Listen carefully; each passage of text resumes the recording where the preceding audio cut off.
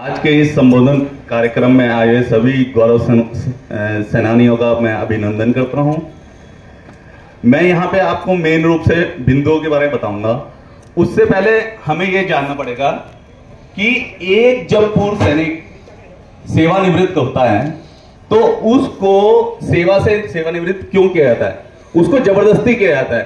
Suppose मान लीजिए आज सिविल में एक चपरासी है या फिर कोई डीएम है, वो यहां पे 60 साल तक सेवा कर सकता है, लेकिन ये अधिकार पूरे भारतवर्ष में केवल सैनिकों के पास नहीं है कि वो अपनी मर्जी से 60 वर्ष तक सेवा कर पाए। और उसको क्या करते हैं, 15 साल में 17 साल में सेवानिवृत्त कर देते हैं। अब उसके बाद क्या हुआ, ये चीज केंद्र सरकार ने इसलिए की थी क्योंकि वो सेना को जवान बनाए रखना चाहता था, क्योंकि भाई सैनिक को युद्ध लड़ना है तो उन्होंने सेना को जवान बनाए रखना था, इसलिए सैनिकों को बाहर निकाल दिया। लेकिन केंद्र सरकार ने सोचा ये जो सैनिक है इनका जो ब्रेन है ये तो उन्नत कोटि का है और इन्होंने 15-17 साल सेवा करी हुई है, कठिन परिश्रम किया हुआ है, तो ये ब्रेन वेस्ट ना हो जाए इसके लिए उन्होंने आरक्षण दिया सैनिकों को। तो जब हम उत्तराखंड राज्य उत्तर प्रदेश से अलग हुआ तो हमने क्या देखा, अगर हम मान लीजिए हिमाचल में आते हैं, पंजाब में आते हैं, हरियाणा में आते हैं तो हमको एसडीओ मिल जाएंगे, एसडीएम मिल जाएंगे, डीएम मिल जाएंगे, आपको एसपी मिल जाएंगे। लेकिन जब हम उत्तराखंड की बात करते हैं तो हमको यहाँ के विभागों में पूर्व सैनिक दिखाई नहीं देते। और हमको कौन मिलते हैं, ज्यादा से ज्यादा कोई गार्ड की नौकरी कर रहा होगा या ग्रुप डी की नौकरी कर रहा होगा।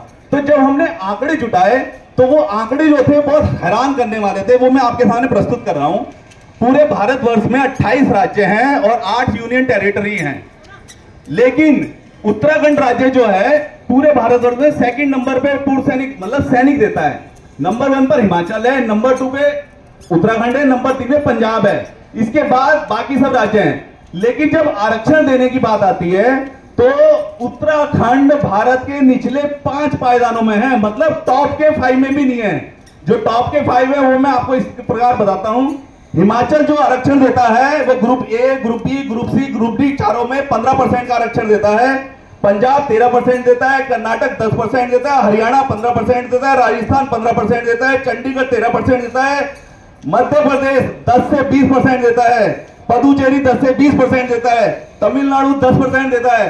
लेकिन उत्तराखंड राज्य मात्र 5% का आरक्षण देता है। 5% का आरक्षण देने के कारण हम सबसे निचले पायदानों में हैं। इसी के कारण हमारे पूर्व सैनिक उत्तराखंड के विभागों में दिखाई नहीं देते। आज अगर हमारा कोई एसपी बैठा हो, कोई एसडीएम बैठा हो, कोई बिजली विभाग में एसडीओ बैठा हो, तो तहसीलदार बैठा हो, तो हमारे को ये दर की ठोकरें नहीं खानी पड़ेगी, क्योंकि अगर हमारा पूर्व सैनिक बैठा है तो हम जाके उससे इजीली अपनी बात बोल सकते हैं और वो हमारी बात सुनेगा भी। लेकिन आज की डेट में क्या है, पूर्व सैनिक तो है ही नहीं। और इसमें भी एक और खेल खेला गया है, यहाँ पे पूर्व सैनिकों को 36 आरक्षण में रखा गया है। तो 36 आरक्षण में एक और प्रॉब्लम आती है कि 5% का मतलब ये नहीं है कि 20 सीटें हुई आपको 1 सीट मिल जाएगी। उसका कैलकुलेशन इस तरीके से है, जब तक 40 सीटें नहीं बनेगी आपको 1 सीट नहीं मिलेगी। और एसडीएम तो यहाँ को भी 40 भर्ती नहीं होते। तो हमने डिमांड करी है, जिस प्रकार हिमाचल का 15% आरक्षण है क्योंकि वो सबसे ज्यादा सैनिक देता है, पंजाब 3rd नंबर पे है वो 13% देता है, उत्तराखंड 2nd नंबर पे है, तो भाई हमको 13 से 15 के बीच में चाहिए। आपको 14 देना है 14 दो, 15 देना है 15 दो। ये हमारी सबसे प्रमुख मांग है जो हमने सीएम के सामने रखी है। हमारा जो सेकंड बिंदु है, इसमें इन्होंने एक और जुर्म किया है, मतलब मैं उसे बोलूंगा, भारतवर्ष में उत्तराखंड एक अकेला ऐसा राज्य है जहां पे अगर पूर्व सैनिक की सीट खाली रह जाती है वो यहाँ पे सिविलियन को दे देते हैं। इवन केंद्र सरकार भी उन सीटों को बैकलॉग में डालती है। बैकलॉग का मतलब ये होता है, अगर आपको कोई अभ्यर्थी नहीं मिला, सपोज मान लीजिए यहाँ पे मानचित्र लेखाकार की वैकेंसी निकली या नर्सिंग की वैकेंसी निकली, हो सकता है उसमें पूर्व सैनिक ना हो, तो बाकी सब राज्य सरकार या केंद्र सरकार उसको बैकलॉग में डालती है और राज्य सरकार क्या करती है, उन पूर्व सैनिकों के बच्चों को दे देती है।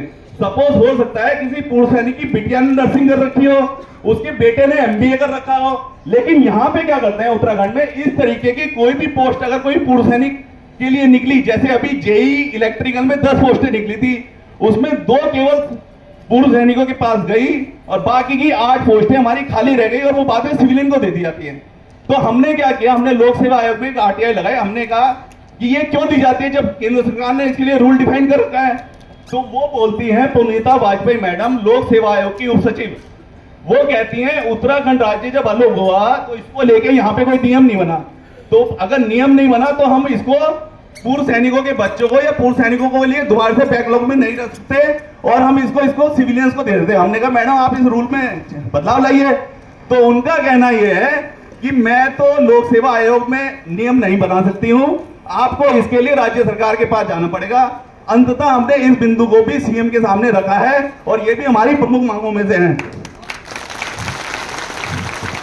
तीसरा एक और बिंदु है कि कुछ सीटें हमारी पूर्व सैनिक की खाली किस कारण से रह जाती हैं। एक 21 साल का नौजवान 2024 में बाहर निकल रहा है, एक पूर्व सैनिक जिसने 1990 में भर्ती हुआ था, उस समय उसने इंटर पास करी, आज की डेट में जब वो रिटायर होके परीक्षा के लिए जाता है तो उससे जो अंक हैं वो ये मांगे जाते हैं कि जैसे एक नया बच्चा 2024 का, उसको अगर जितने 100 में से अंक चाहिए उतने ही पूर्व सैनिक को चाहिए। हमारा कहना यह है पूर्व सैनिक ने 15-17 साल अनुभव किया है। आज मोदी जी केवल किताबें पढ़ के प्रधानमंत्री नहीं बने हैं, अनुभव के आधार पे भी बने हैं। तो हमारा यह कहना है जो सैनिक ने 20 साल सेवा में सर्विस की, आप उसके अनुभव को कोई महत्व नहीं दे रहे। हमारा कहना यह है ग्रुप ए और ग्रुप बी में उसके लिए अगर नंबर अगर आपको तय करने हैं तो उसको 35 अंक रखिए, जिस प्रकार अनुसूचित जाति के बच्चों के लिए रखते हैं। और ग्रुप सी और ग्रुप डी के लिए अंकों की अनिवार्यता खत्म करें, क्योंकि इससे भी हमारी सीटों को नुकसान हो रहा है, क्योंकि सेम चीज ग्रुप सी और ग्रुप डी के लिए भी हो रही है। हमारे पूर्व सैनिक मिलते नहीं है और वो लास्ट में उनको सिविलियंस को दे देते हैं। तो ये हमारी प्रमुख मांग है। इसके अलावा पूर्व सैनिकों के लिए यहाँ पे बच्चों का सपोज एमबीबीएस की कोई सीट है, बीडीएस की सीट है, इंजीनियरिंग की सीट है, उसके लिए कोई आरक्षण नहीं है। लेकिन उत्तर प्रदेश, पश्चिम बंगाल, जम्मू कश्मीर, कर्नाटक, महाराष्ट्र, पंजाब, राजस्थान, तमिलनाडु, केरल, इन सब राज्यों में उनके लिए 5 सीट या फिर 10% का आरक्षण है।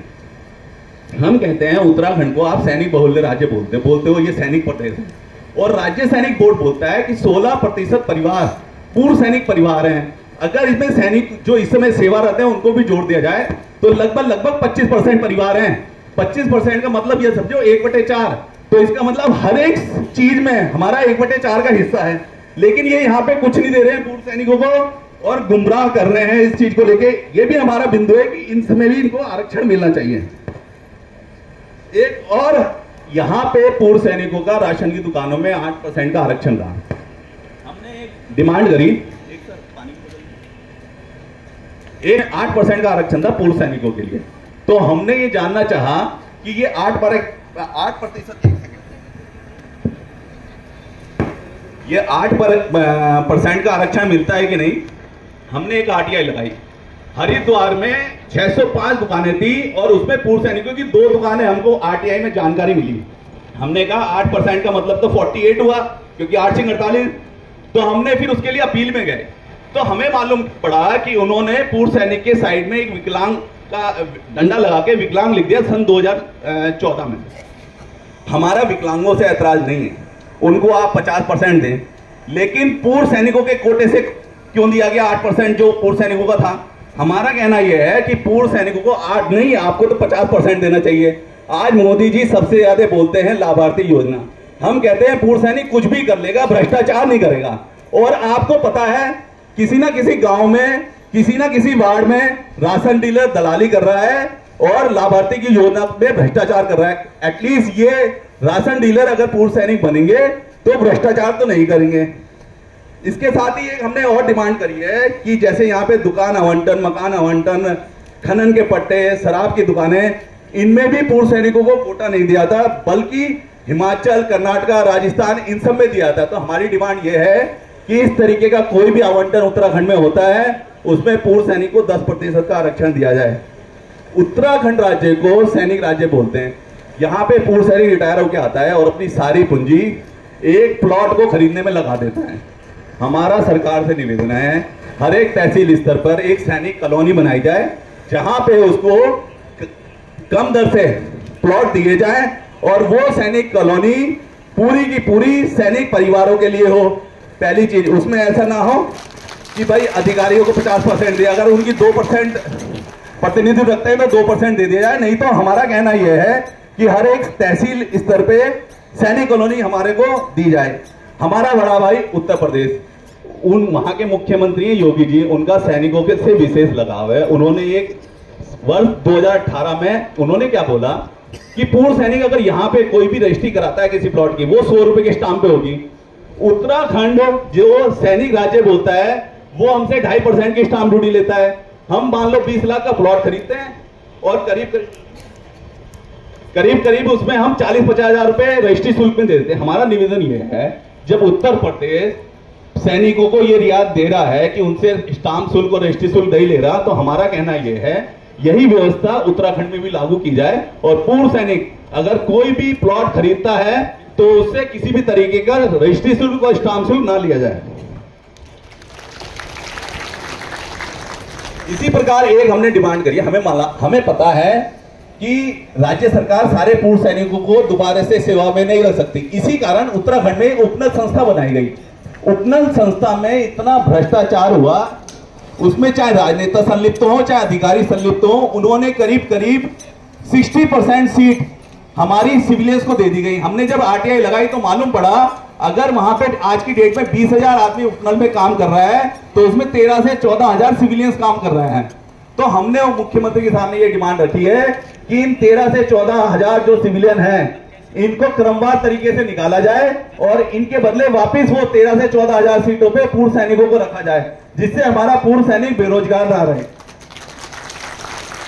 एक हमारी प्रमुख डिमांड ये भी है कि अगर हमारा पूर्व सैनिक किसी कारण से फिर भी बेरोजगार है और वो चाहता है, वो अपने गांव में जाके रहना चाहता है, उसका मन नहीं है कि वो देहरादून में या कहीं पे रह के सेवा करे, वो उसका मन है अपने गांव में जाके अपने माँ बाप के साथ रहना चाहता है, तो हमारा कहना यह है कि उसको कम से कम 50 लाख रुपए का ब्याज मुक्त लोन दिया जाए, जिससे वो कुछ पशुपालन या सोलर में या कोई और जूस के लिए या कुछ बागवानी में कुछ इस तरीके का प्रोजेक्ट वो अपने गांव में ही रह के डाल सके, जिससे वो अपनी आमदनी भी कर ले और अपने घर में रह के ही अपने माता पिता की सेवा कर सके, अपने गांव की सेवा कर सके।